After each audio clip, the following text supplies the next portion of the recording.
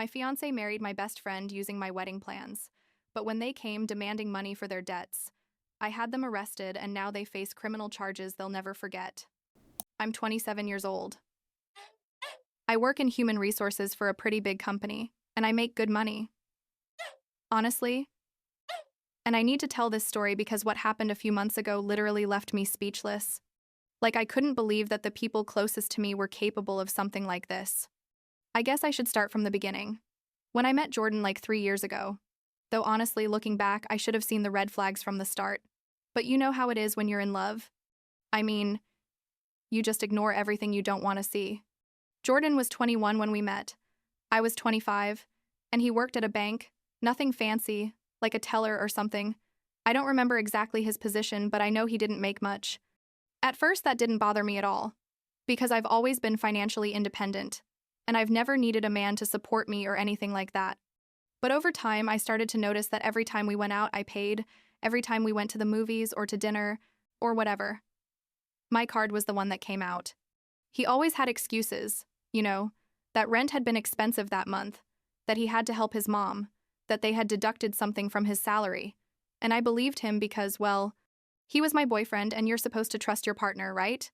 After 2 years together, Jordan proposed to me.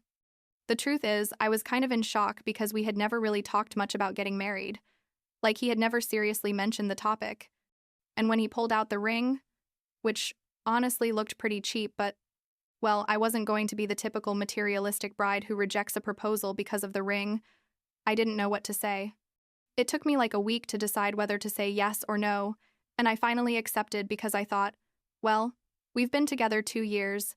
He must be committed if he's proposing to me. Maybe it's time to take that step. Spoiler alert, it was literally the worst decision of my life. When we announced the engagement on social media, my mother Sandra appeared out of nowhere. I need to make a parenthesis here to explain my relationship with her because it's super important to understand all this craziness. My mother and I have never had a normal mother-daughter relationship.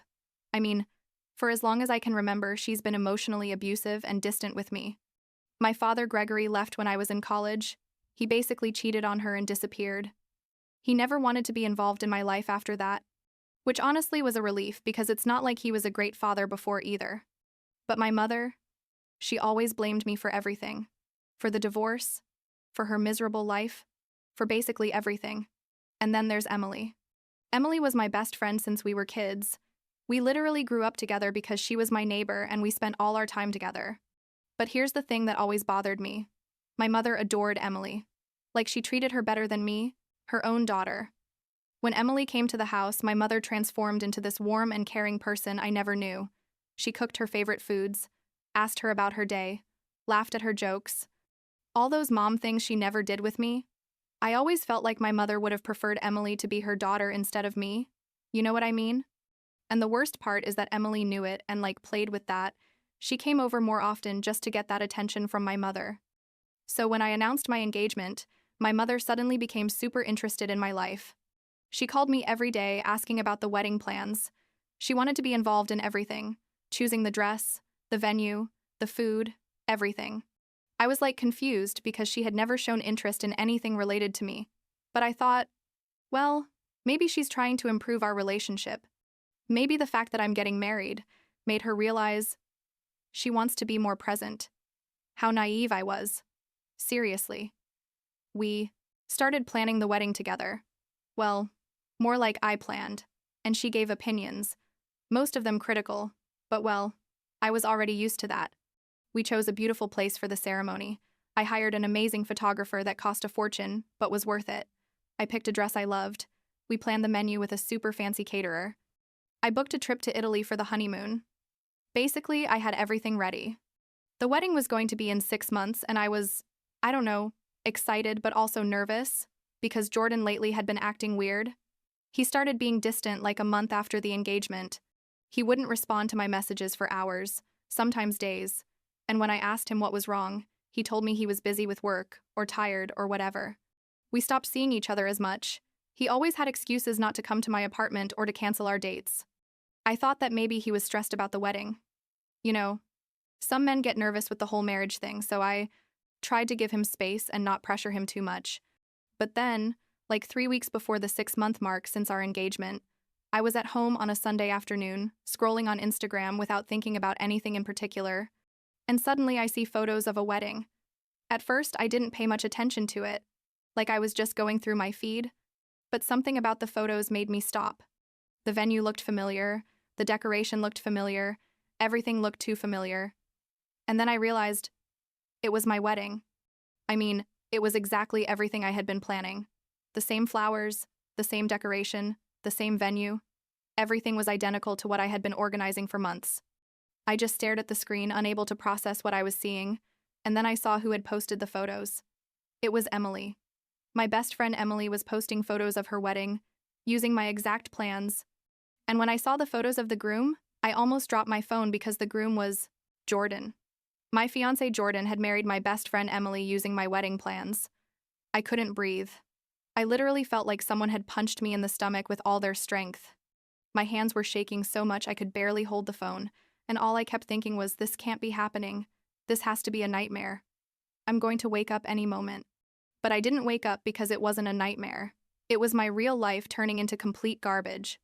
I called Jordan like 1,000 times, but he didn't answer. Obviously, because he was at his freaking wedding with my best friend. I sent him messages, left him voicemails screaming and crying, but nothing. Then I tried calling Emily, but she didn't answer either, and my mother wasn't answering my calls either. I just sat there in my living room for like 3 hours, just looking at those photos over and over, trying to understand how this had happened, when this had happened, why no one had told me anything. Finally, like at 8 at night, I received a text from Jordan. A text? Can you believe it? He didn't even have the guts to call me or come talk to me in person. The message said something like, "I'm sorry, Allison, but I can't continue with this anymore. Your mother introduced me to Emily a few weeks ago and we fell in love. She's my soulmate. I hope you can understand and be happy for us. Be happy for them." Seriously? This guy married my best friend using my wedding plans and wanted me to be happy for them. The next thing I knew was that he and Emily had left for Italy. Italy. To the same place I had booked for my honeymoon. With the same hotels, the same itinerary, everything. They had literally stolen every aspect of the wedding I had spent months planning, and now they were on my honeymoon, pretending to be the happy couple.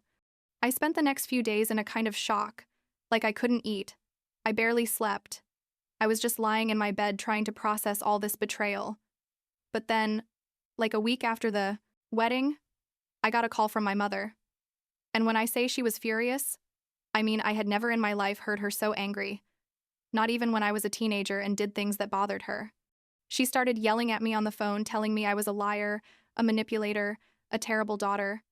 At first, I didn't understand anything she was saying, because she was so hysterical, I could barely understand her words.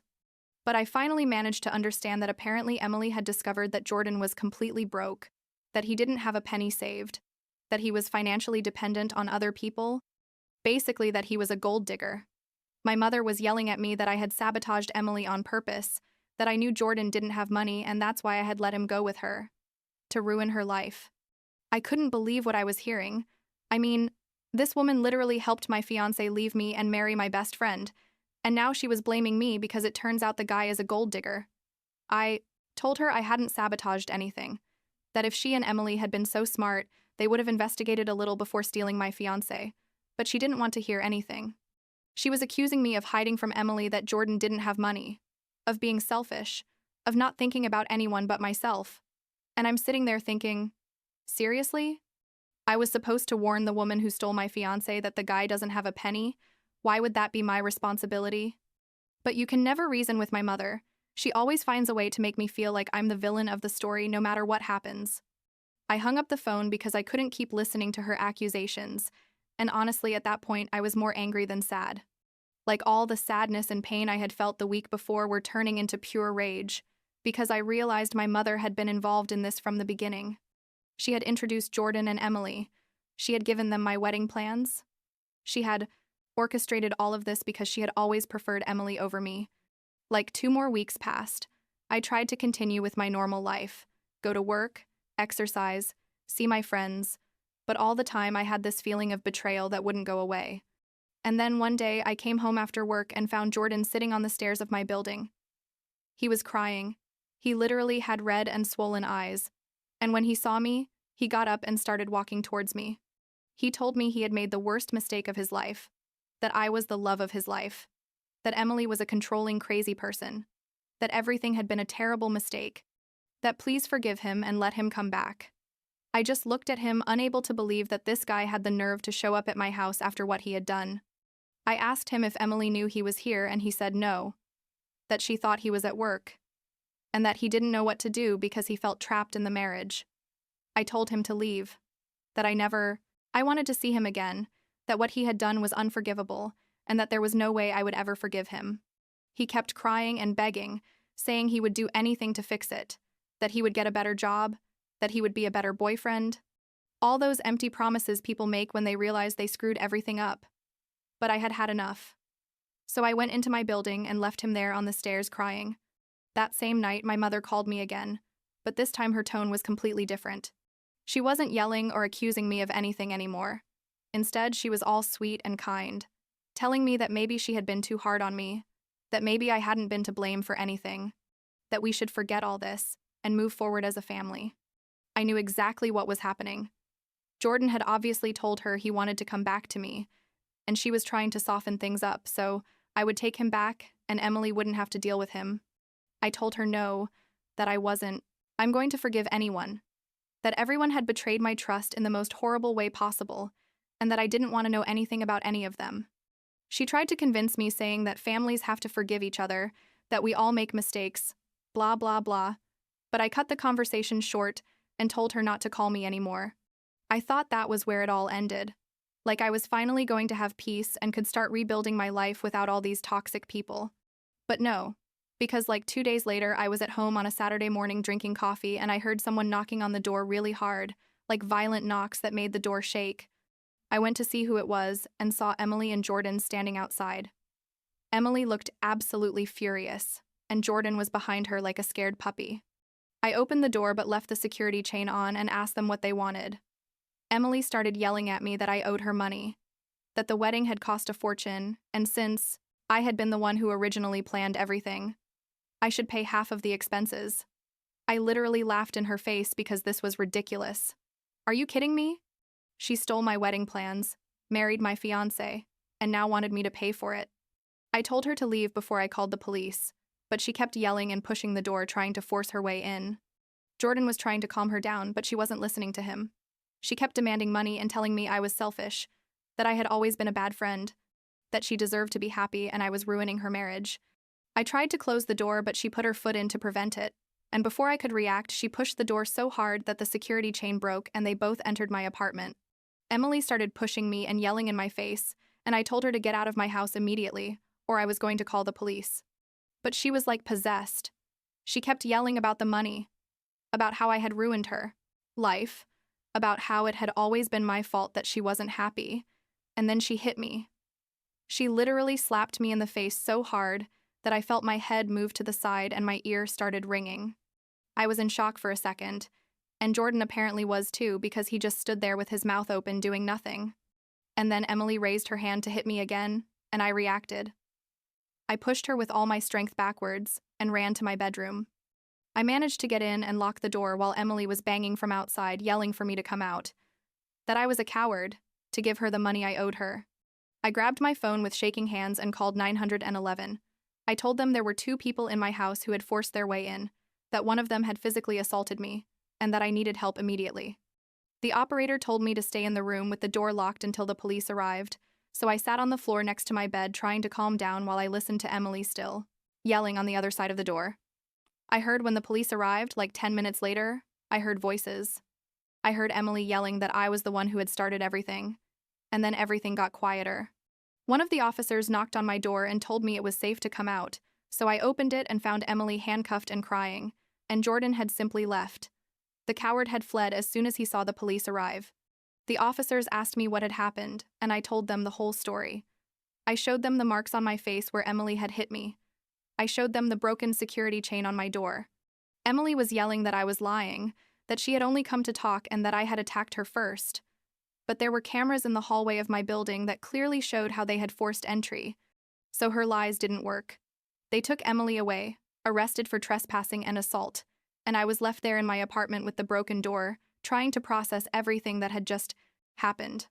I called a locksmith to come fix the door and sat on my couch feeling completely empty, like I wasn't angry or sad anymore, just exhausted from this whole situation. Of course, my mother called me that same night. She was hysterical, yelling at me that I had gotten Emily arrested. How dare I call the police, that I was a horrible person who didn't care about anyone but herself. I told her that Emily had forced her way into my house and assaulted me, that I had every right to call the police, but she didn't want to hear any of that. She told me I had always been jealous of Emily, that I had never been able to accept that Emily was better than me at everything. That's why I had done all this to ruin her life. And that's when something in me just broke. A lifetime putting up with her abuse, a lifetime feeling like I wasn't enough, a lifetime watching her treat Emily better than me, and now this. I told her to shut up and listen to me for once in her life. I told her that she had orchestrated all of this, that she had introduced my fiancé to my best friend, knowing exactly what was going to happen, that she had given them my wedding plans, that she had chosen Emily over me like she always had. I told her she was the worst mother in the world, that she had never loved me, that she had always treated me like I was a burden instead of her daughter. And then I told her something I had been holding in for years. I told her that I knew she wished Emily was her daughter instead of me, and that honestly I also wished I had a different mother, because she had been abusive and terrible my whole life.